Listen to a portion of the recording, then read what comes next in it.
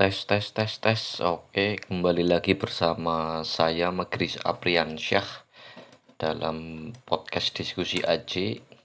Senang menemani sebelum tidur kalian ya para pendengar, atau mungkin menemani kesibukan kalian lah dan lain-lain. Tuh, untuk kabar hari ini bagaimana, sehat atau enggak? Jadi orang-orang kayak kita itu memang harus difungsikan sehat sebenarnya. Tuh kenapa saya bilang kayak gitu, harus sehat dan lain-lain gitu.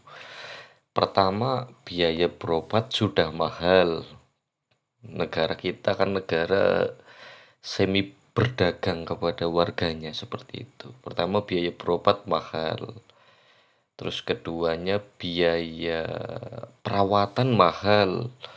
Yang ketiganya, biaya beli obatnya juga mahal seperti itu. Jadi orang-orang dengan ekonomi ekstrim kayak kita itu, sama pendengar itu diwajibkan untuk sehat. Kalau nggak sehat, nanggung bebannya luar biasa gitu. Kita sembuh-sembuh kayak gitu mungkin, tapi kedepannya ada jatah 1 minggu satu keluarga itu ndak makan, hanya dipakai satu satu orang saja ketika berobat. Terus keduanya juga, apa sih kebahagiaan orang-orang Indonesia? Saya ndak tahu nih. Pertama, kayaknya kalau ndak salah buat anak kayak gitu. Tapi ini jokes ya, sekedar komedi. Tapi memang nggak tahu kenapa orang-orang dengan ekonomi ekstrim itu, yang ke bawah itu, saya lihat tayangan di Jakarta dan lain-lain, seperti ekonomi ekonomi ekstrim itu anak sampai 5 sampai 7 itu enggak paham saya. Jadi mungkin pertama harus diwajibkan untuk sehat, yang keduanya hiburan beberapa orang Indonesia itu buat anak kayak gitu. Tapi itu jokes ya, sebelum masuk ke pembahasan, dan moga-moga para pendengar juga kondisi sehat lah. Nah, kita nggak tahu nih negara ini mau ekonominya stabil atau enggak dan lain-lain. Seperti itu. Karena kemarin ada banyak postingan ya Pak, dari mahasiswa-mahasiswa itu, 1 kali makan siang gratis ada beberapa keluarga yang tidak makan sebenarnya. Ini benar juga, masuk akal juga. Karena program makan siang gratis ini berdampak kepada efisiensi anggaran atau pemotongan anggaran, untuk orang-orang yang belum tahu seperti itu. Tapi sebenarnya saya enggak kepengen membahas inilah politik-politik yang rumit-rumit, karena seluruh orang udah bahas politik, saya bosen aja gitu. Tapi mungkin ada politiknya sedikit atau enggak sih ya bahasan saya.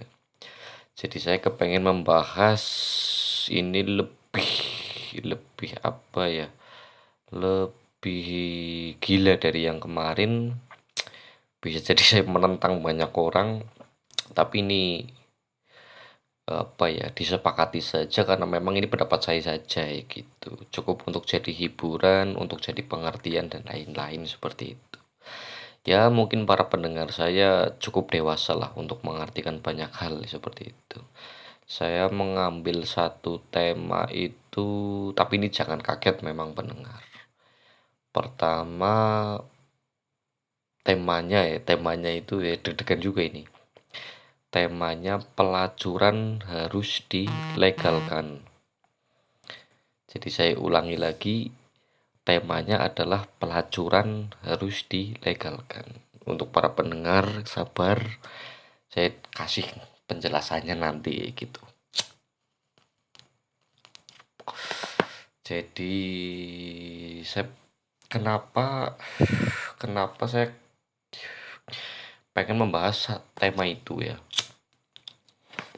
karena cukup menarik nih di Indonesia. Di Indonesia cukup menariknya memang eee, fenomena kekerasan seksual dan kasusnya yang mulai merebak hari ini banyak banget tuh. Jadi ilmu pengetahuan makin berkembang, banyak hari ini data itu banyak orang kuliah, pendidikan semakin settle dan lain-lain semakin mapan, tapi memang pelecehan seksual makin berkembang nih. Jadi Indonesia itu juga darurat pelecehan seksual tuh. Entah ke orang yang dikenal atau orang yang tidak dikenal gitu. Pertama orang yang tidak dikenal ya berarti ya entah gimana ketemunya intinya ndak kenal ya gitu. Ataukah posisi pelaku itu dalam kondisi sadar atau tidak sadar. Nah, ini ber, apa, lurus juga terhadap dengan korban yang dikenal juga. Kita mendengar berita-berita di Indonesia itu pencabulan terhadap ponakan, pencabulan terhadap anak sendiri, pencabulan terhadap cucunya sendiri. Ini ada apa ini di Indonesia nih? Jadi ilmu makin berkembang tapi kok pelecehan seksual itu makin merebak gitu.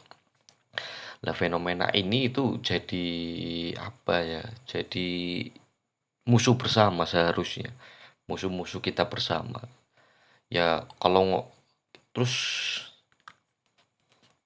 pelecehan seksual juga ini sudah merebak di sekolah-sekolah formal formal atau non formal berbau agama. Misal ada beberapa case ya entah itu sekolah berbau agama apa itu melakukan pelecehan terhadap muridnya sendiri ya gitu.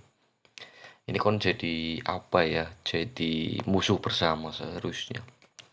Saya tidak tahu orang-orang berpikiran apa ya, baik yang non agamis atau agamis, tapi memang ini udah apa ya kodrat dari yang di atas mungkin kita punya hak biologis.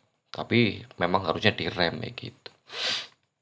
Jadi fenomena kekerasan seksual dan kasusnya yang merebak ini sulit untuk diuraikan.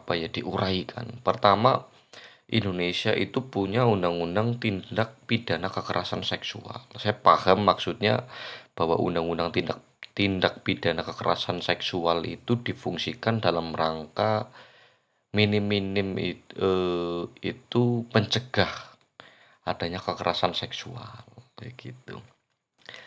Nah, tapi kok kenapa setelah undang-undang tindak pidana kekerasan seksual ini malah makin merebak tuh? Memang mentalkah ya orang Indonesia kan mental pertama, yang keduanya pendidikannya masih rendah, yang ketiganya itu banyak hal lah, beberapa banyak faktor lah. Terus selanjutnya ketika dibentuk undang-undang tindak pidana kekerasan seksual ada beberapa pencegahan yang belum maksimal nih. Pertama, upaya pendidikan seks sejak dini. Nah, ini saya bingung nih. Ketika orang Indonesia itu melakukan pendidikan seks sejak dini, misal ini laki-laki puber itu seperti apa, perempuan puber itu seperti apa diceritakan dan lain-lain dengan ciri-cirinya seperti apa dan lain-lain. Nah, di Indonesia ini bisa jadi pisau bermata dua sebenarnya. Memunculkan apa ya penasaran pertama ataukah memunculkan daya hasrat yang tinggi dan lain-lain karena parahnya orang Indonesia parahnya orang Indonesia itu seluruh hal itu di seluruh hal itu ditelan gelondongan itu seluruh hal ditelan mentah-mentah gitu. Terus selanjutnya upaya hukum ya, yang saya tadi cerita bahwa undang-undang tindak pidana kekerasan seksual ini belum memenuhi pencegahan-pencegahan pada kekerasan seksual. Misal kita itu aneh. Undang-undang tindak pidana kekerasan seksual itu dibentuk hanya apa ya, fasilitas umum itu tidak dibentuk untuk membedakan hal itu, misal. Lah ini kan juga penghormatan terhadap agama tertentu tuh. Misal di dalam Islam laki-laki dan perempuan bukan muhrim, misal itu. Ini kan menghormati juga. Nah, yang keduanya, fasilitas umum ini harusnya berjalan lurus dengan undang-undang tindak pidana kekerasan seksual. Seharusnya ini baru satu contoh. Terus keduanya ada, saya pernah baca berita kemarin itu beberapa oknum itu, ada korban yang melaporkan bahwa dirinya sempat diperkosa ya, sempat diperkosa oleh pelaku. Dia laporan ke, ya, aparat ya, oleh aparat setempat, dia malah dicabuli oleh oknumnya. Nah ini kan berarti undang-undang tindak pidana kekerasan seksual dibentuk juga tidak selaras dengan aparat hukumnya yang harus diberi pendidikan juga. Ini masalah oknum sebenarnya, tidak semuanya gitu. Ya itu pertama, masalah pendidikan seks bisa jadi pisau bermata dua yang memunculkan penasaran, memunculkan hasrat yang tinggi, jadi rasa ingin tahunya tinggi dan lain-lain, jadi kita mencoba dan lain-lain. Yang keduanya upaya hukum. Upaya hukumnya tadi, fasilitas umumnya tidak selaras dengan undang-undang tindak tindak pidana kekerasan seksual, yang pertama. Yang keduanya, aparatur atau aparatnya itu tidak sesuai juga. Yang selanjutnya, upaya sosial nih, pendidikan di dalam keluarga gitu. Nah, seharusnya hal yang paling penting itu di dalam keluarga sebenarnya gitu. Tapi kalau kita ngomongin seks, masalah seks ya, anak dengan orang tua itu jaraknya terlalu jauh atau ada jarak kayak gitulah. Ya bisa jadi kita ngomongin hal itu katakanlah tabu.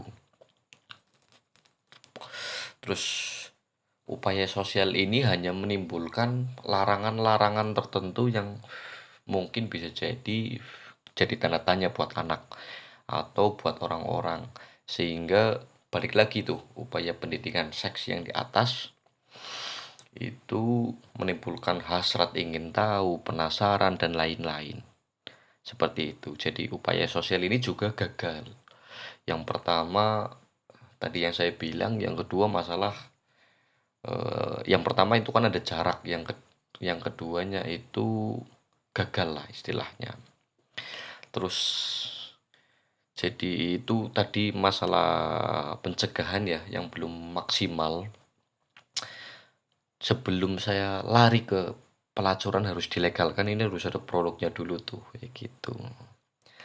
Kenapa saya ngambil tema pelacuran harus dilegalkan? Loh sekarang, kekerasan seksual itu sudah mengarah ke pendidikan-pendidikan baik formal atau non formal yang berbau agamis.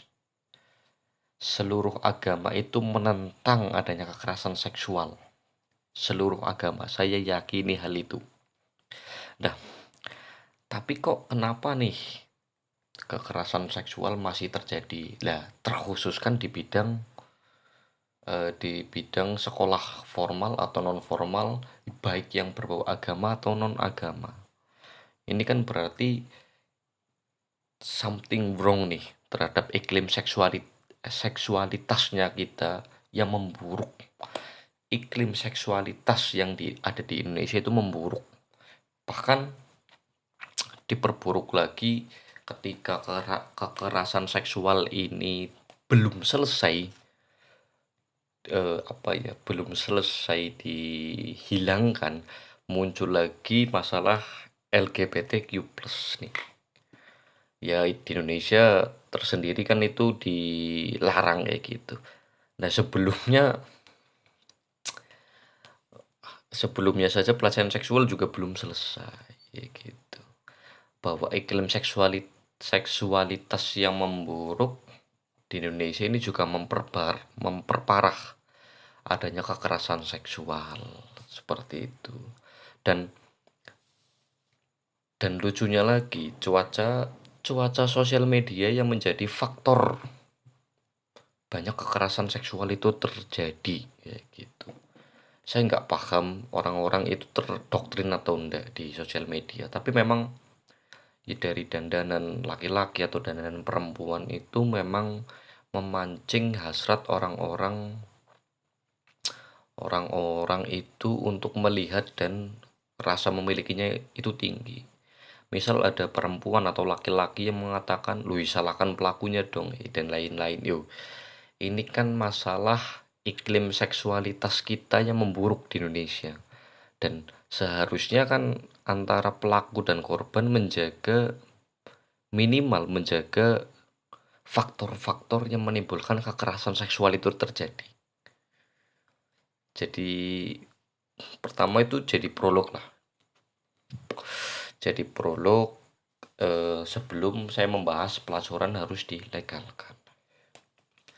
Saya kemarin itu membaca jurnal ya dari negara Belanda. Saya enggak tahu ini lagi memang kesurupan apa ya gitu.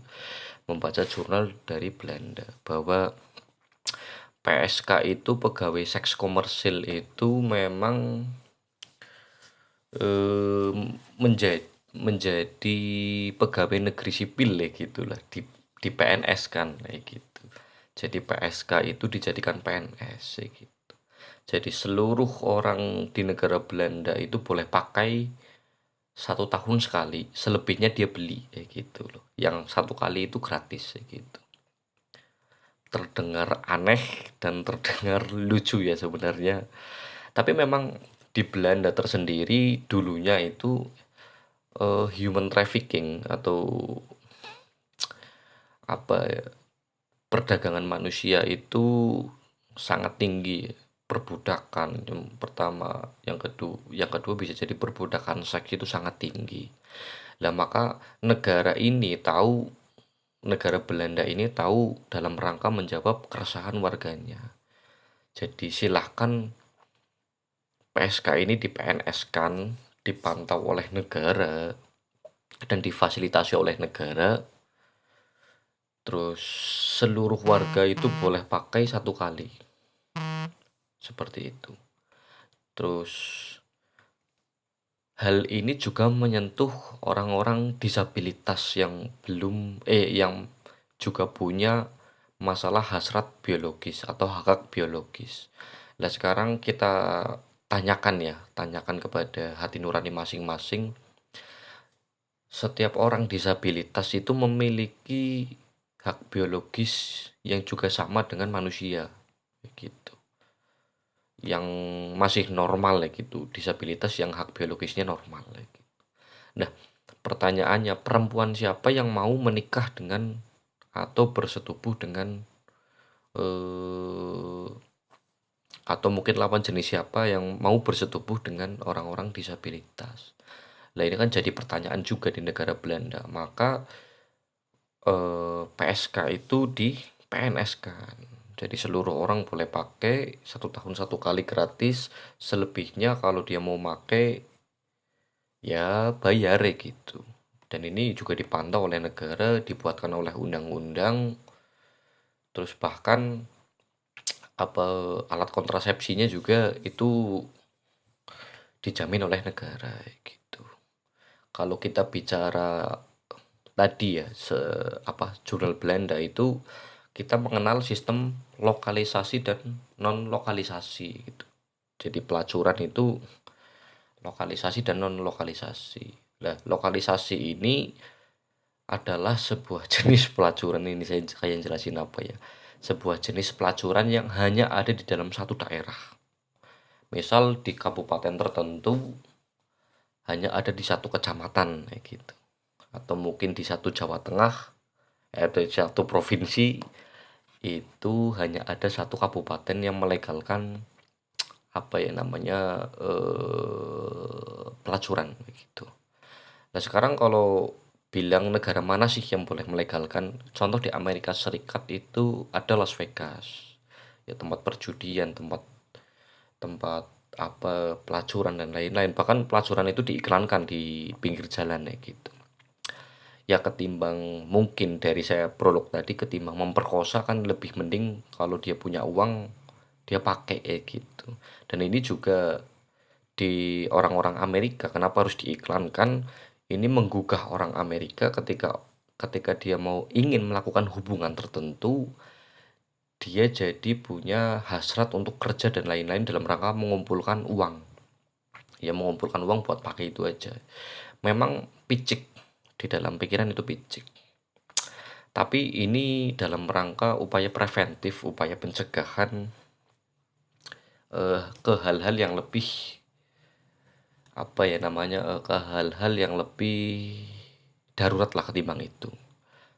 Nah, yang keduanya sistem non lokalisasi. Nah, sistem non lokalisasi ini jadi di setiap hotel ada.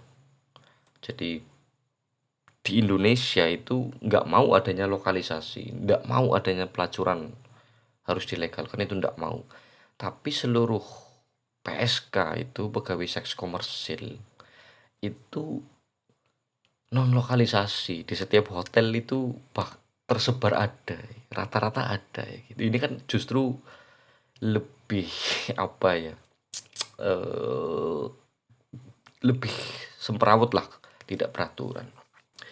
Nah, keuntungan sistem lokalisasi apa sih ya gitu? Pertama, sistem lokalisasi ini dikontrol oleh negara. Jadi misal ada dinas kesehatan atau mungkin departemen agama, itu lebih enak lah kontrolnya lah.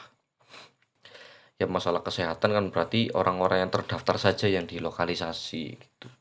Hanya terdaftar gitu loh. Jadi negara harusnya punya pandangan lain gitu.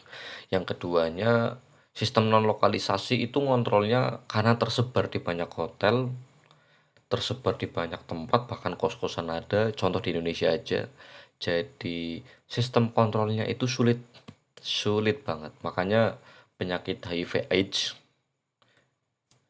itu sedikit sulit ditekan di Indonesia karena memang ya mambrah aja gitu, semrawut aja. Terus selanjutnya masalah kesehatan nih. Sistem lokalisasi itu kesehatannya terpantau karena dinas kesehatan tahu datangnya kemana. Dia memberikan apa, alat kontrasepsi dipasok oleh negara, katakanlah dia tahu harus kemana. Dan sistem non lokalisasi itu lebih buruk ketimbang sistem lokalisasi. Misal masalah kesehatan, orang mungkin ada PSK yang open juga, bisa jadi ada yang pakai pelindung, ada yang enggak kayak gitu. Jadi itu perbedaan kesehatan di sistem lokalisasi dan sistem non lokalisasi. Terus selanjutnya masalah konseling nih. Ini kan cita-cita tertinggi karena memang PSK kalau udah tua mungkin apa masih mungkin laku terjual, kan enggak juga. Makanya harus dikonselingkan ke depannya itu mau jadi apa gitu. Misalnya di negara Belanda itu kan PNS itu. Kedepannya itu dia membuka apa ya, toko bunga dan lain-lain, itu masih ada pelatihan dan lain-lain. Terus sistem non lokalisasi ini sulit memberikan konseling, ya masa kita harus datang ke hotel satu-satu dan lain-lain. Terus selanjutnya ini masalah sistem lokalisasi dan non lokalisasi ya saya clearkan. Terus selanjutnya saya punya pandangan tuh bahwa negara itu dalam rangka mengurangi angka pelecehan seksual ketimbang hanya dengan hukuman penjara dan lain-lain, itu malah lebih apa ya, lebih bengis ya gitu dan lain-lain. Ya diusahakan memang ada usaha apa pencegahannya dan lain-lain. Nah, pencegahannya menurut saya memang, tapi ini omong kosong saya ya gitu. Pencegahannya itu memang pelacuran harus dilegalkan. Antara peraturan yang melegalkan atau negara yang menjembatani gitu. Kalau sekarang bilang bahwa negara Indonesia itu menggunakan adat ketimuran yang mana? Saya tanyakan kepada para pendengar, adat ketimuran yang mana yang boleh memperkosa lawan jenis? Ajaran di agama mana? Ini jadi bahan renungan ya buat kita semua. Ajaran agama mana yang katanya kan kita negara dengan angka agamisnya tinggi gitu. Agama mana yang boleh melakukan kekerasan seksual terhadap lawan jenis? Kan tidak ada juga tuh. Nah, ini kan masalah problem. Jadi lebih mending dilegalkan saja ya dari peraturan atau negara ini menjembatani bahwa ya udah pelacuran dilegalkan ketimbang sampean semuanya entah laki-laki entah perempuan melakukan kekerasan seksual terhadap lawan jenis, lebih mending pakai gitu. Itu selesai clear. Bahkan tidak ada pidananya gitu. Ketimbang melukai banyak orang. Itu kan kalau misal muncul kekerasan seksual dampaknya kan masalah mental pertama, masalah kerugian material ya, itu kan juga muncul. Tetapi kalau memang pelacuran dilegalkan kan berarti ini kan sudah jadi jembatan pemuas hasrat nafsu hak biologis. Seperti itu. Jadi ini masalah apa ya? Jadi memang negara itu harus menjembatani seperti negara Belanda, negara negara Amerika Serikat, bahkan negara-negara Eropa itu satu langkah lebih maju berpikirnya dalam rangka upaya pencegahan. Tapi memang masih banyak perdebatan ya dari warga ya atau dari penduduk Indonesia itu. Tapi ini soal omong kosong saya saja, ini menurut pendapat saya saja. Karena soal iman dan soal imun dalam pendapat berbagai agama itu sama.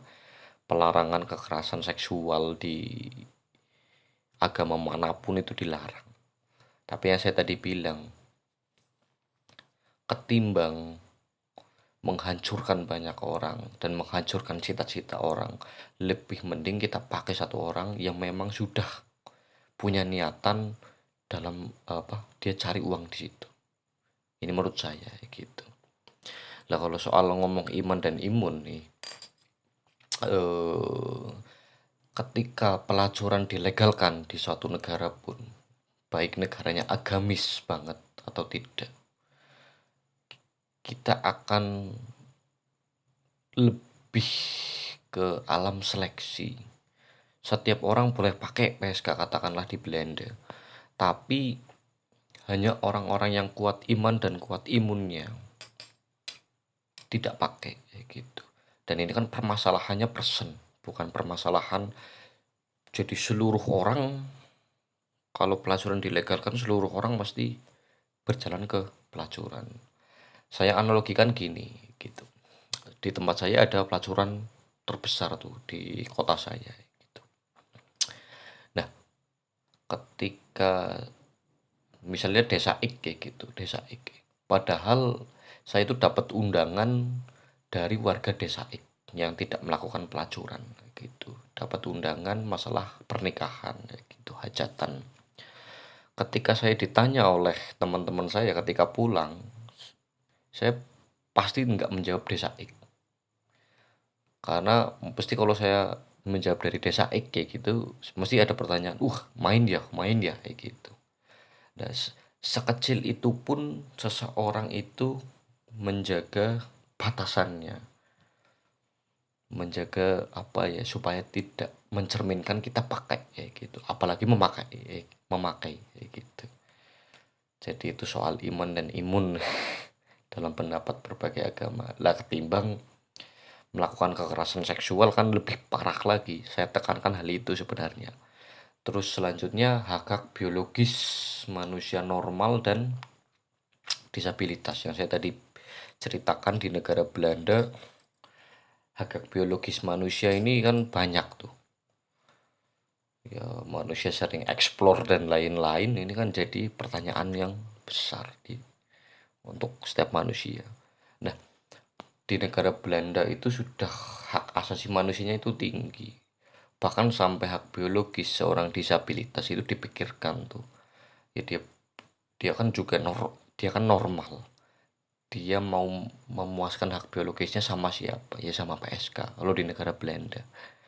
Jadi hak-hak biologis manusia normal dan disabilitas ini menjadi apa ya? menjadi jawaban yang paling penting. Karena ada hak biologis yang dapat dibendung, ada juga yang tidak, seperti itu. Jadi menurut saya memang eh, dalam rangka mengurangi kekerasan seksual ini ya pelacuran harus dilegalkan. Ini minimal pendapat saya ya.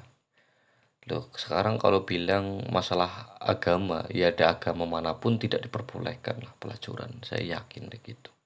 Tapi ketimbang ini melakukan kekerasan seksual gitu. Itu kan lebih parah lagi. Lebih menggampangkan lawan jenis lagi. Terutama ke perempuan-perempuan sebenarnya. Terus selanjutnya kalau ini berbasis iman, ya saya tadi cerita, orang yang imannya kuat itu akan terseleksi antara pakai dan tidak pakai. Karena memakai jalan nakal itu pilihan masing-masing. Karena nakal ini tidak mungkin eh, nular ya. Saya percaya nakal itu tidak bakal nular. Kecuali memang diri kita itu tidak bisa membawa kemana. Jadi dari saya cukup sekian, minimal ini pendapat saya ya, untuk jadi bahan diskusi saja. Jangan jangan jadi apa ya, jangan jadi anggapan bahwa saya melegalkan itu enggak juga, tapi ini daya tawar lah, daya tawar gitu. Daya tawar dalam rangka mengurangi kekerasan seksual di Indonesia. Jadi untuk para pendengar saya yang dewasa itu mohon dimengerti bahasanya berbeda. Oke, mohon maaf bila banyak tutur kata yang kurang berkenan. See you next time.